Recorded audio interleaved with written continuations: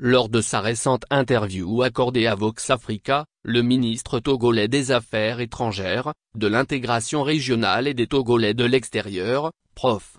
Robert Duss, a exprimé son point de vue sur la gestion des transitions politiques dans les pays récemment confrontés à des coups d'État. Selon lui, la durée d'une transition ne doit pas être imposée de l'extérieur, soulignant que chaque pays a ses réalités. Cette déclaration reflète la position unique du Togo, qui semble diverger de celle de plusieurs autres nations de la sous-région. La Communauté économique des États de l'Afrique de l'Ouest, CEDEAO, a exercé des pressions constantes sur les régimes militaires des pays touchés par des coups d'État, demandant des transitions rapides sous peine de sanctions. Ces exigences ont poussé des pays comme le Burkina Faso, le Mali et le Niger à se retirer de l'organisation ouest-africaine pour créer l'Alliance des États du Sahel. Et, pour le chef de la diplomatie togolaise, on se trompe quand on veut imposer une durée à une transition. Chaque pays a ses réalités, a-t-il ajouté. Robert Duss a précisé ce sont uniquement les citoyens des pays concernés qui doivent déterminer la durée de leur transition,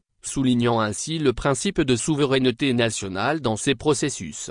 Cette prise de position s'inscrit dans une série de déclarations marquantes du ministre togolais. L'une des plus commentées a été sa réflexion sur une possible adhésion du Togo à l'E. Prof. Duss a indiqué que, selon lui, les Togolais diraient oui à cette proposition, une déclaration qui a suscité un large débat tant au sein des pays membres de l'E qu'à l'international.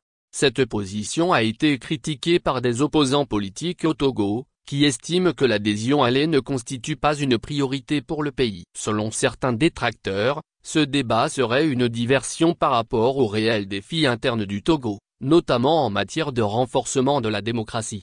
Le Togo, qui a souvent joué un rôle de médiateur dans les récentes crises diplomatiques entre la CEDEAO et l'E, pourrait voir sa relation avec ces organisations évoluer, notamment dans le cadre d'une médiation co-dirigée par le Sénégal et le Togo.